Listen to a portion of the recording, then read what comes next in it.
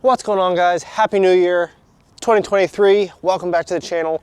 I'm Chris, this is 4K Motoring, and I want to start the year off by doing just a simple update on our fleet here at 4K Motoring. I know you guys have seen videos on pretty much all of these vehicles so far. They've undergone some minor changes over the years, and they do keep evolving, so does our fleet. So I want to kind of chronicle as we go by year, what we're starting off with. I want to just document a starting point for each year of what vehicles we have, what state of modification they're in, just so we can keep track moving forward.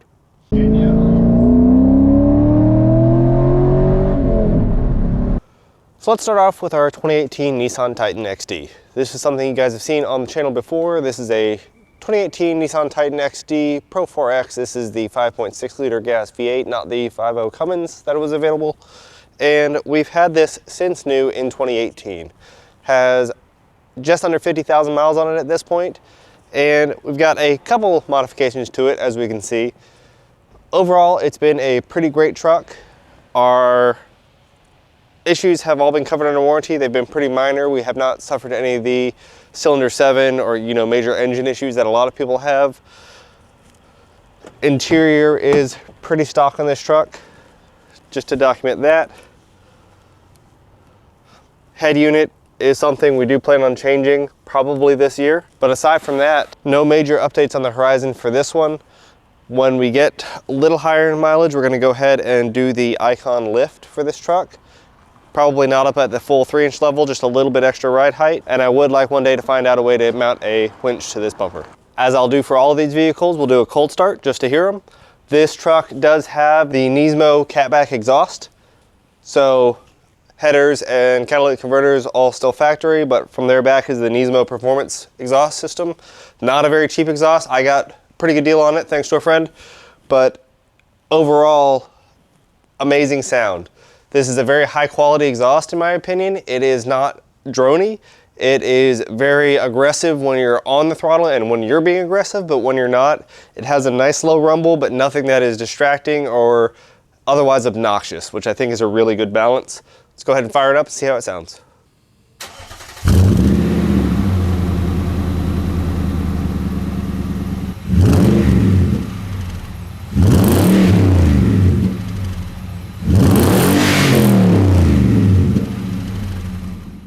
This truck has been a pretty great daily driver for me. It's been kind of the reliable workhorse of the fleet here. It does really well on towing. It does really well for around town driving. Miles per gallon exempt from that. It does average about 13 miles per gallon.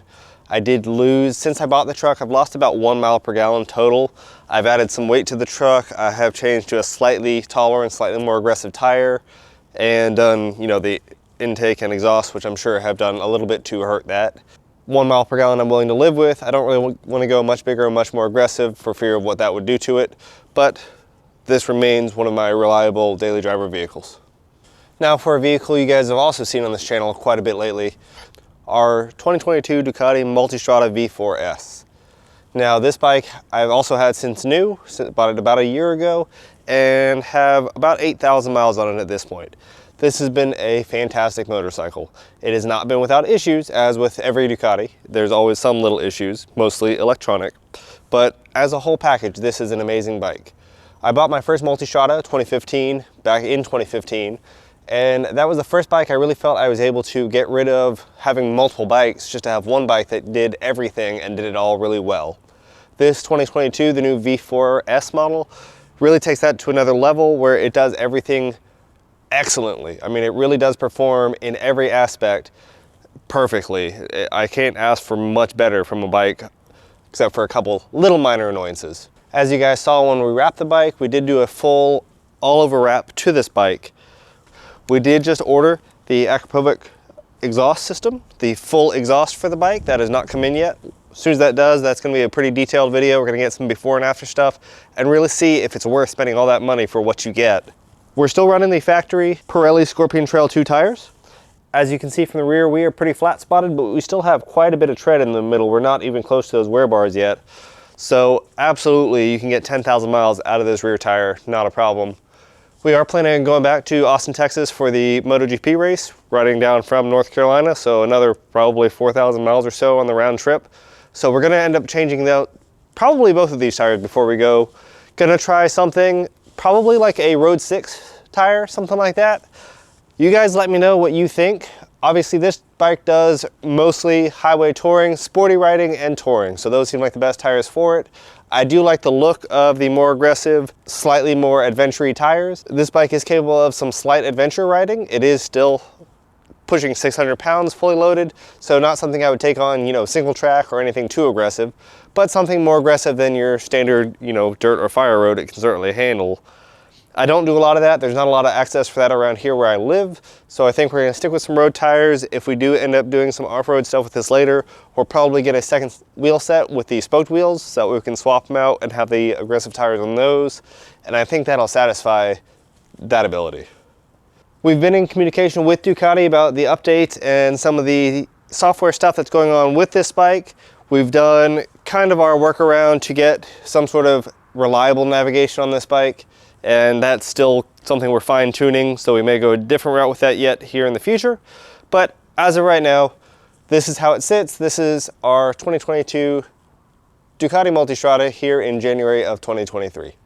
We'll go ahead and do a cold start on this bike as well. It's been sitting for a couple days. This is still the factory exhaust, nothing unique about that yet. When I do get the new exhaust, I don't plan on cutting the baffles out like some have done, at least not right away. I do plan on just running it as it is, but we'll be able to get a good comparison before and after.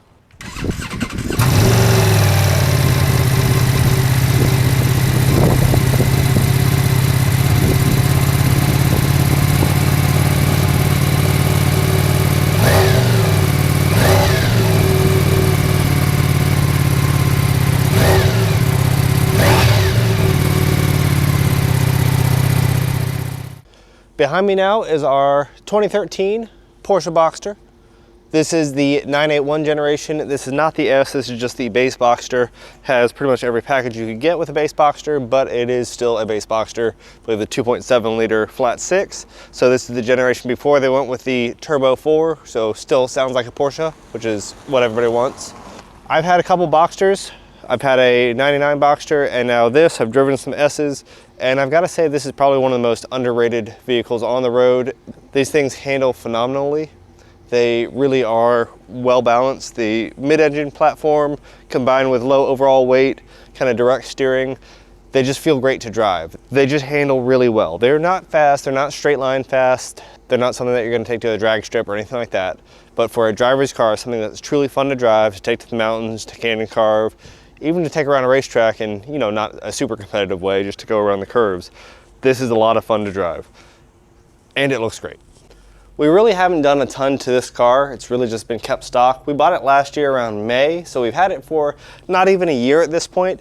It does have about 60,000 miles on it. So 9 years old, 60,000 miles. For a Porsche, that's pretty high mileage. They consider this to be a driver. It's not a collector's car. The interior is possibly the one place where there might be room for update. You can see we're starting to get some wear marks in the seats. These are the embossed headrest seats. Our arm padding is starting to delaminate from the door a little bit. We're gonna have to do something to either fix that or replace these door cards or the foam back under here. It's starting to swell. And our head unit, although it does interact with the head unit on the gauge cluster, it doesn't have a backup camera and has a pretty outdated map system. This car, as you can tell, has a pretty terrible viewing angle off the back, as a lot of these sports cars do. So a backup camera would be a big addition to this car. It's something the girlfriend drives it most often. She would love to have. We may eventually do that upgrade, and I'll show you how on this vehicle. It is pretty easy. And of course, no video would be complete without the cold start. This is the factory Porsche exhaust. This does have the factory black tips, which was an option, but it's otherwise the factory Porsche exhaust on the smaller engine of the Boxsters. Here's how it sounds on cold start. It does rev to 8,000 RPM, which is phenomenal. We're not gonna do that today on a cold start, but this engine does sound good when you really get it winding out.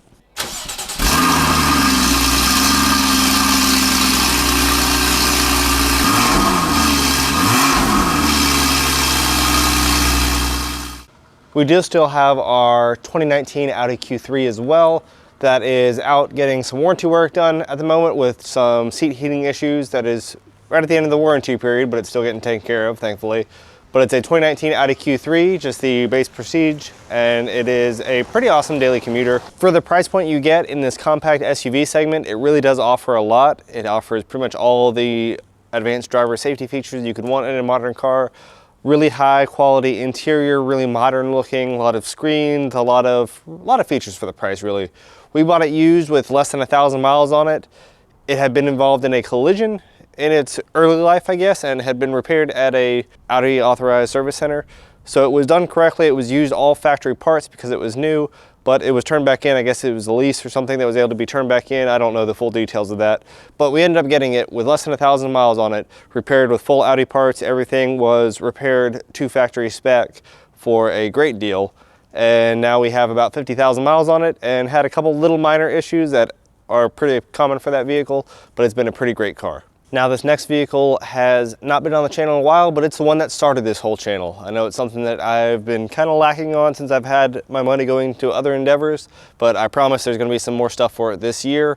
Some big things. If there's anything specific you wanna see, let me know, but I've got some big plans. It's our 2001 Chevrolet Corvette. Now this is not the Z06, it's the base coupe, but this is one that we've done probably the most work to and had the most experience with. This is a car we've had now for about 2 years, bought it right at the beginning of COVID and was able to get it for a reasonable price, even as the market was starting to shoot up. I know the market on these things got really hot, excessively hot, and I think it's starting to come back down now the best I look. From what I paid on it, I got a pretty good deal.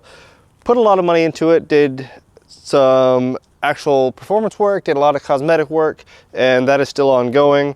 If you guys have seen when I bought the vehicle what it looked like to what it looks like now, definitely made some both driver convenience and appearance updates. And to date, this is definitely one of the better looking Corvettes, at least in my opinion, that I've seen in any of the local car shows or in pictures, at least of the C5 generation, which really holds a soft spot as this was the Corvette of Corvettes when I was growing up.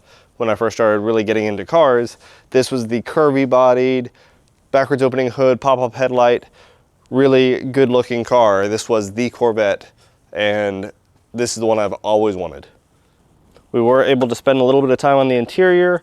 I do have some more plans for that. We did replace the seats with the Corbos, and we did install the Android Auto head unit. I do have some new thoughts on the wireless Android Auto ability, but that'll be saved for another video. We've tried doing some Dynamat to reduce the sound level because these long tube headers, no catalytic converters, and Borla attack mufflers are pretty noisy. We've been able to decrease the noise a little bit, but there's still a lot to be done, and a lot has to do with the sides of the car and unfortunately the top of the car and the glass that lets in a lot of sound. We bought this car with right about 114,000 miles on it, and we've put about 10,000 miles on it since we bought it. And we're still chasing down some electrical gremlins with the active handling system. It hasn't been an issue here in the winter. It seems to be a hot weather or high engine heat related thing. So I think we are talking about something with the ECBM. It's something expansion related with heat, something electronic that causes some error. It seems to be when the car is hot, when the engine is hot, something under the engine bay is hot, and I make an aggressive right-hand turn, the system throws an error code. So we're narrowing down when it's gonna happen. I will probably end up having to take this to a GM service center just so they can use their bigger computer to really find out what's going on. But I wanna know exactly what scenario is causing it. That way I'm not wasting my time by sending it to them and they can't find it and they're just charging me money for no reason. I wanna know exactly when I can reproduce this issue every time, take it to them and see what is actually needing replaced in this car in order to be functional again. We did try cleaning some of the grounds. That hasn't done a lot for us, I don't think. It hasn't really made any difference. We are definitely soon putting the sleepy eye headlights in this car. I am really unhappy with the beam pattern and overall performance of these factory headlights in modern times. One of the problems and one of the reasons that we do have pop-up headlights on this car is that the front is so low to the ground. There are actual federal mandates of how high your headlights have to be off the ground to have the correct angle to actually provide light to the roadway far enough ahead for you still to see. And this only made it because it had those pop-up headlights. Now, the beam pattern in particular made for halogen bulbs. We do have LEDs in here, which probably has something to do with it. but the overall light angle and light projection, light pattern is not really conducive for LEDs. LEDs are non-linear light, they're non-polarized light. It kind of scatters and goes everywhere unless there's a really good lens system to focus it all, which these do not have. These are just reflector housings. So we need something that is able to do that a little bit more effectively. We'll probably go with the sleepy eye headlights. They seem to be the most popular and the most effective here. We also are going to do something with the suspension, I believe. This does have the F45 suspension kit with the selectable touring, sport, and performance suspension settings. The shocks are not leaking. They have been replaced once, so they probably have about 60 to 70,000 miles on them. They're not leaking. They do make a little difference when driving, not a huge difference from what I can tell. I don't know if that's how they were from factory or if it's just because they are worn. Could be a little mix of both. We are probably going to take those off before they blow out, because I've seen you can't get these things anymore. They didn't make them for very long. They stopped making them soon after.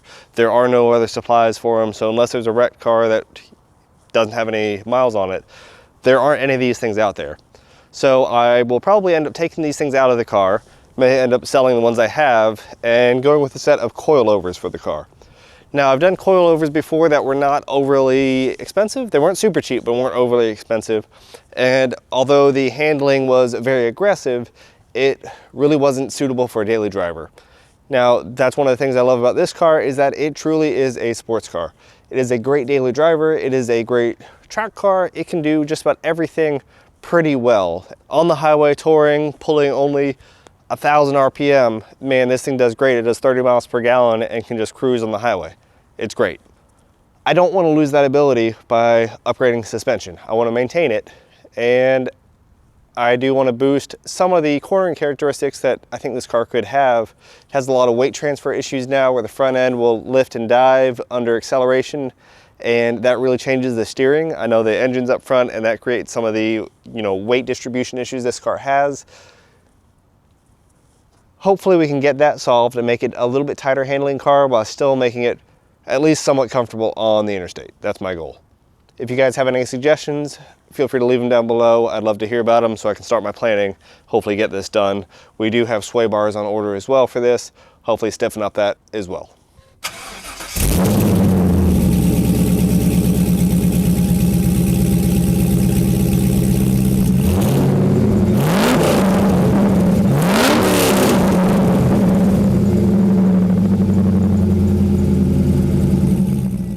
As I said, Happy New Year, everybody. This is the start of 2023. This is the first video I'm doing like this, and I hope to do this every year.